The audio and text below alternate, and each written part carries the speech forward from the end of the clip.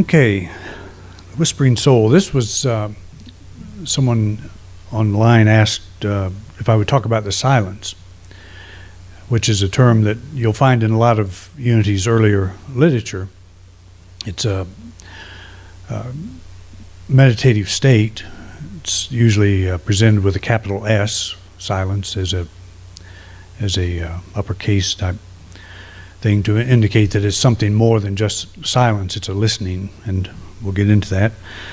But also, Diane brought up this Maslow's hierarchy of needs, and you may wonder how this is going to tie into talking about the silence and meditation.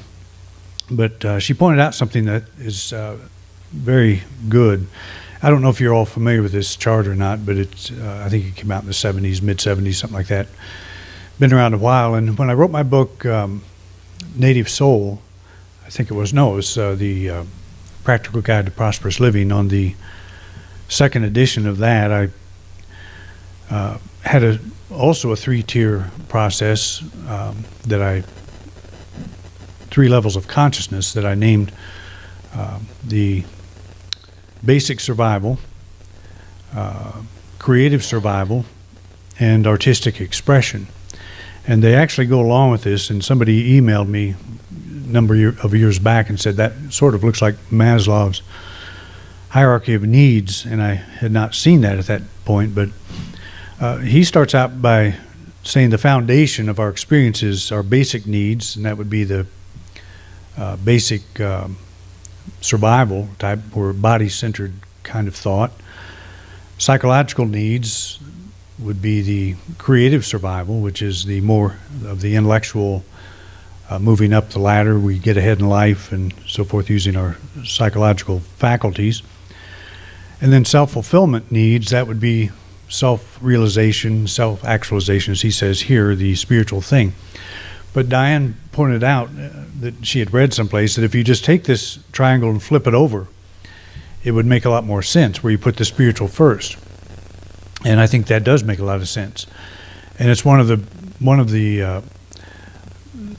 things that we probably lack more than anything in our society is that ability or that understanding of the spiritual foundation. Because what so many people call a spiritual foundation is a religious foundation.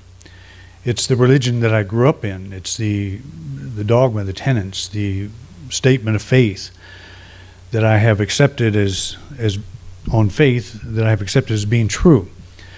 And that's really an intellectual thing. It's the psychological needs in this pyramid here.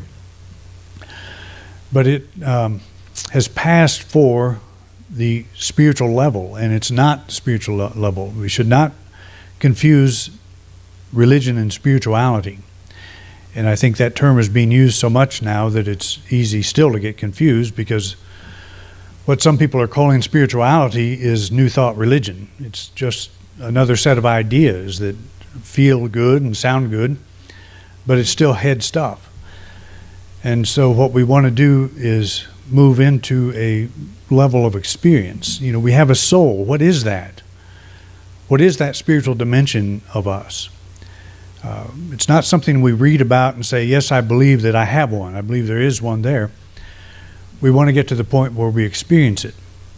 And one of the greatest obstacles that seems to be, and what I say in my last book is, there are no natural barriers between our awareness and the soul, a full realization of the soul. There are no natural barriers, but there are plenty of barriers. They're just not natural.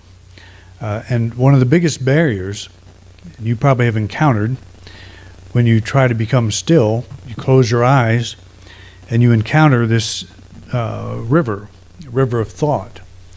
It's a very formidable, it seems to be a very formidable barrier, because we try to become still. We close our eyes, try to become still, and we start thinking about, even way back when Emily Cady was talking about meditation, when she wrote her book, Lessons in Truth, she said, you'll start thinking about a broken shoelace and, you know, maybe what you had for dinner or some arguments you had with somebody, or you start thinking of all these things that have nothing to do with an experience of the soul.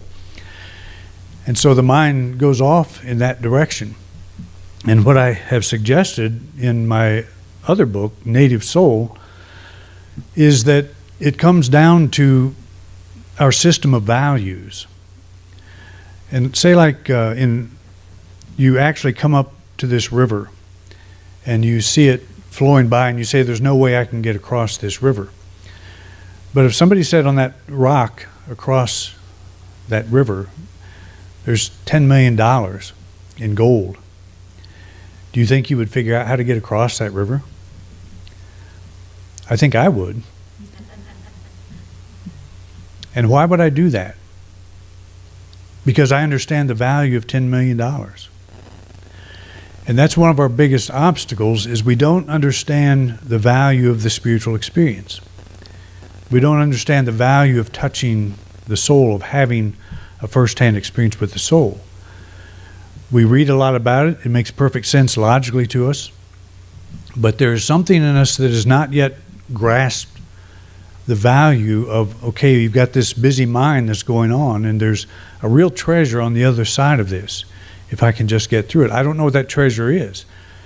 So it makes it difficult to want to combat that, to wrestle with that, the hassle of that river, of that busyness of thought. And so I'll sit there for a while with my eyes closed, thinking all these things, and I'll get up 30 minutes later and say, that was a great meditation. And I've really had no more of a deeper experience than when I'm involved in the busyness of my life. There is an actual experience beyond the mind, and it is so simple and so natural that it is difficult to describe and even talk about. But every mystic that has ever written anything about it, they say the same thing. They all talk about this underlying reality that we walk through this earthly life and we don't see it. We're disconnected from this deeper level. But when we touch that, even for a moment, and it can be in a time of meditation, a time of quiet, or it can be while we're walking down the street, we can have this, something in us opens up to this deeper reality. And it touches us in such a way that it changes our thinking forever. It changes how we see ourselves forever. It doesn't mean that I will never again be angry or depressed or, have negative thoughts. But it means that once you touch that reality, it will never go away again. You'll never lose sight of it. That becomes a new standard for your thought, for you. It becomes a new standard of reality for you. You realize you're something much more than this person struggling to get across the river. There's something much more to you. And just touching that, it's like the woman that touched the hem of the garment, Jesus' garment, and was healed by that. A healing occurs when we have this mystical experience. And I use the word mystical as that sense of oneness, that experience of oneness. Not magical, but mystical has always been used in the sense that God is within you. And what we're saying is God expressing as your soul is within you. It's not something far away. So we get a sense of the value. Our values begin to change. And one small experience with your soul is a value changer. You suddenly understand that the thing you're seeking is really present. It is real and it's natural. It's the most natural thing you'll ever do, is touch this. And it seems so unnatural. And one of the reasons this is true is because we get pictures like this. Just go online and Google meditation, and you'll get 5,000 pictures of girls, guys, women, men, people sitting in a posture that you probably wouldn't normally do. And there's nothing wrong with this. There's a place for all of this kind of thing. But what that does, it says, I have to do something unnatural to touch my soul. And it's exactly the opposite. When you're sitting still, seeking to become still, there's not a posture that you have to assume other than keep your body comfortable. And why do you keep your body comfortable? You keep your body comfortable so you don't have to think about it. That's the whole point. So you can let go of the thought of your body. If you're in pain, it's rather difficult to do that. If you're hungry, it's rather difficult to do that. If you just ate, it's rather difficult to do that. The more sensitive you become to yourself, if you eat something and try to become still, you will hear your body. You'll feel the activity of your body doing what it's doing with all the dinner you just had. And so it's not a good time to do it. A recommended time is early in the morning when it's not only you that is still, but also the whole environment. You know, people have not woke up yet. And but I don't really care about that kind of thing either. You can become still anytime. You can become still while you're walking down the street of New York. It's I had that experience. And Beth and I went to New York, and we were on riding this bus, and I was kind of terrified by the whole experience first because I'm from Missouri and never been there. And eventually, the experience, I was able to recenter myself and that whole thing, and we had a wonderful time there. It's because you find peace first in yourself. You know what? When we went, I had all these projections about what to expect, and it was nothing at all like all of the horrible rumors I'd heard. You know, you chain your wallet to your pants and all that stuff. You may get mugged anytime, and you know that stuff happens, but it happens here, so it's like it happens every place. But the whole concept of meditation, you know, you may not even want to use that word. It's just kind of a word we use to describe something.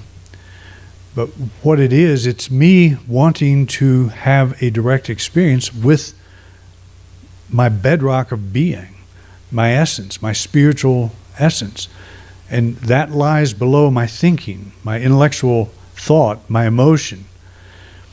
This is why it's so difficult to describe, because that's where we live most of the time.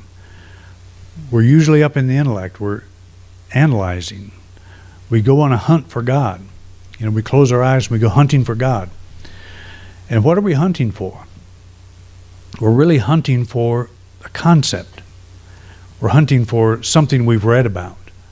And where is that idea? Where is that thing we're looking for? It's not in the soul, it's in the subconscious storehouse. It's like saying, you know, I want to go into a certain part of my house, but I go out in the storage shed instead. That's what the subconscious mind is. It's a storehouse of ideas. That's where all of our memories are. And so we close our eyes and we go into the shed. We go into the storehouse. We go into the subconscious mind looking for our concept of God. I know I left it here someplace. So we do this search, and it's not satisfying. So we learn to let go of that, to release that. You know, that's the man that found the treasure in the field. He was willing to sell everything he had. This is the meditation process. I'm willing to sell everything I have so I can have that experience with my soul, that deeper experience. It's a willingness to let go of all that we think we know. And that is, for the ego, is a very difficult thing to do. And it's because we're so habitually busy in our minds, it's really difficult to slow that down, to let go. But as I say on the back of the program, two of my favorite statements are peace be still and I am.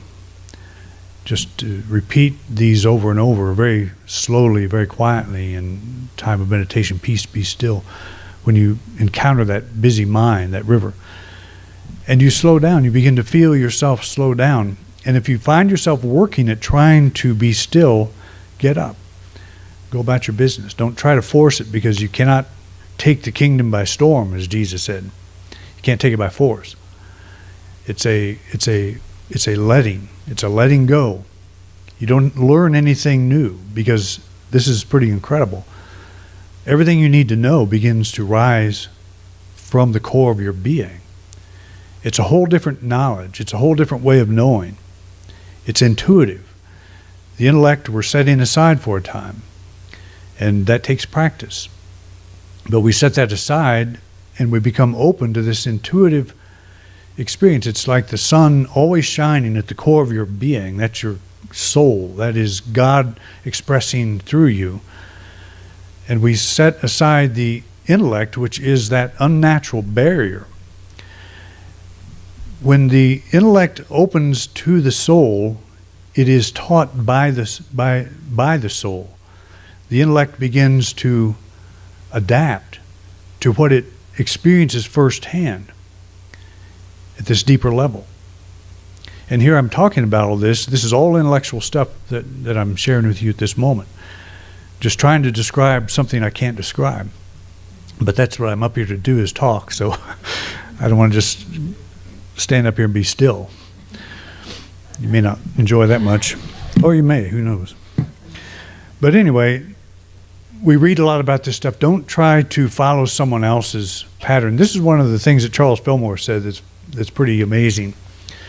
He was very frustrated with the spirit. Charles Fillmore was the co-founder of Unity. He and his wife. Very frustrated with this whole spiritual thing. And he was frustrated from all of what he read. People would disagree. You know, the experts of the day would share differing views of what God is, how you meditate and do this and that. Finally, he said, amidst all this babble, I will go directly to headquarters, meaning I'm going to go within. So he started sitting in the silence. And I've read places that he would meditate sometimes up to 6 hours a day. I wouldn't recommend that. Well, I'm not going to not recommend it, because if you're moved to do that, as he was, then do it. But you won't be listening to my voice. It is, but anyway, he started having a direct experience, and his experience started through his dreams. He started having very vivid dreams, and he at first didn't make that connection as to what that was, but what he realized was happening was he was letting his intellect set aside. And, you know, when we're asleep, the intellect does that. That's why we have such bizarre dreams sometimes, because the intellect's not saying, well, that's silly. You wouldn't be doing that. Why are you doing this? I had a dream last night about a kitten, getting a kitten, and Beth was very happy about it. If any of you know where to get a little kitten, let me know. But I shouldn't have said that, actually, especially to 5 countries, because I'll probably get a tiger sent to me or something. Anyway, that's how it worked for him, but it won't necessarily work for you this way. So that's the danger of reading about. It's just like, what does earth mean? You know, what is the earthly experience? We could all give ours, you know, tell what our experience is. It's different. And you have to reach the point, and I did this myself. I had a very similar experience to Fillmore, but my revelations did not start coming through dreams.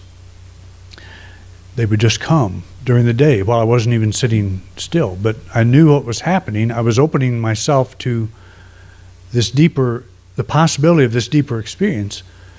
And that is kind of the door. You know, you don't have to do the work of the revelation. You're not going out to grab a revelation. That's what the intellect does.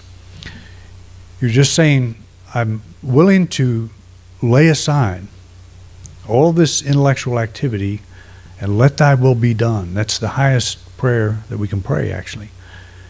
Peace be still and let thy will be done. And then the I am helps focus on that energy that says nothing but I am. You know, we always say, I am unhappy. I am not peaceful. I am very happy. I'm very peaceful.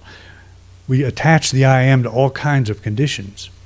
When you just say I am, that's a statement of pure being, and it helps you resonate with that deeper level of reality. But you're not creating anything. It's like you're lifting a lid, letting out what is already there. As somebody said, called it the imprisoned splendor. It's a very good description. It's an imprisoned splendor, imprisoned by our busy mind. That's all it is. But never stops. I have said many times, that this sense of dissatisfaction that most of us have, this something's missing kind of thing, that's your soul. That's the still small voice of the soul. And it sounds like a negative thing. Why am I so unhappy? Why am I feeling so uncentered? It's your soul saying, because you're acting like something that you're not. You think you're something that you're not. You're trying to live a life that you don't own.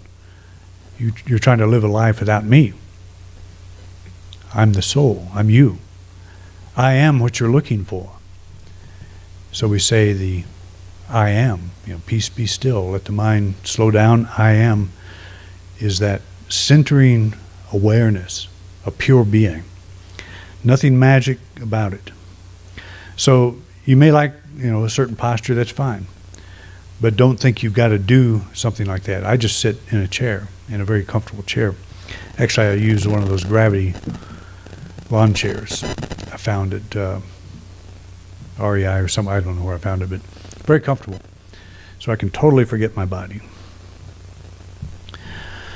Though we're forced to speak of this interconnection in metaphors, it is a homecoming that every person instantly recognizes as their natural state of being.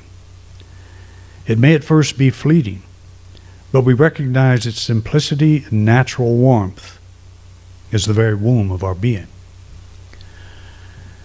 And that's what struck me when I first began to open myself to this deeper level, is this is natural.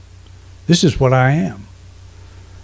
And it sounds odd because you're sitting there saying, well, I know who I am. I've been me all my life. And I would disagree. You've been a version, an invented me all my life. But the you that you are looking for, this deeper level, is so natural and so normal and so freeing that once you touch the hem of that garment, you'll know the act, you'll know the personality, you'll know the difference between the self-image and the soul. And even to call it the soul is a difficult thing because it sends our mind someplace else. Pure being is a good description of what you are, of what you're looking for, pure being. And capitalize the B. It's the pure essence of who and what we are. So, I don't know how to tell people how to touch that place. That's the difficulty of this. But when I wrote my book, I think I mentioned 4 of them so far. So I'm not trying to sell books. I'm just telling you what I've written about. Practical Guide to Meditation and Prayer. I put meditation first purposely because that's the first thing. Meditation is the experience. Prayer is the adjusting of our mind to what we experience in meditation. You sit down to be still. You're worried about something. You're not meditating to overcome, your problem.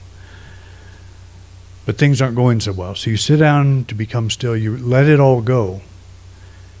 And you touch that core of being, that place in yourself, that soul, pure being. And you become peaceful. And see, that changes how you think. Because you were saying, your intellectual mind was saying, I've got to resolve this problem before I can experience this peace. What meditation does, it gives you the experience you're looking for, and then you carry that into the problem. You carry that into the resolution of the problem. And I've said before, if you were in an auto accident and you were injured and 2 people stop by, one person just frantic, can't stand the sight of your blood, and another is trained to handle these kinds of things, very peaceful, calmly helps you, which one would you rather have? That's you going into your life from a place of peace. You'll handle everything differently. That's the value of meditation. That's the practical value, I should say. The real value of meditation is it gets you in touch with what you are at the deepest level of your being. And that is an electrifying experience, but a very peaceful experience. I don't like to use terms like that, but it's true.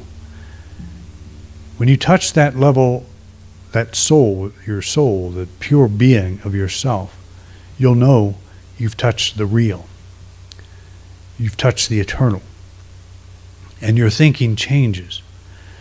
And again, we're in such a habit of thinking all kinds of directions. You know, that river is always flowing. And we get lost in that the thoughts flow away. And what I have realized is it doesn't matter how far my thoughts get away from what I am, I still am that. It doesn't damage my soul. I used to worry about that. I can't think positive. I'm so negative today. It's going to really ruin my soul. It doesn't even phase it.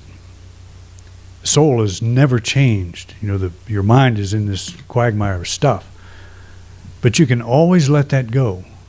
And the real you rises into your awareness. And it changes your thought. You can't force your thinking to change. I've tried it, and I know you have too. I'm going to be positive from now on. That lasts about 2 seconds. You ever make a resolution you're going to be positive for the rest of your life? It never works. Your soul doesn't even ever say that. It just is what it is, and it's always positive. It doesn't have to be anything it's not. It doesn't have to correct anything. So the whole idea is open yourself in silence to that part that never changes. And that changeless part will teach you how to think. It'll teach you how to feel. It'll teach you how to go into that experience you're having and make right choices. You'll be taught from within. It's intuitive living. It's not dropping the intellect altogether. We don't want to drop the intellect. We need it. In this body, on this planet, we need an intellect. But we don't need it running our lives. And it is for most of us. And that's why we're so miserable so much of the time. I mean, we see so much unrest in the world. All right. Got it? So the last once and for all lesson on silence and on meditation. All right. Thanks for coming out. We'll do this again next week.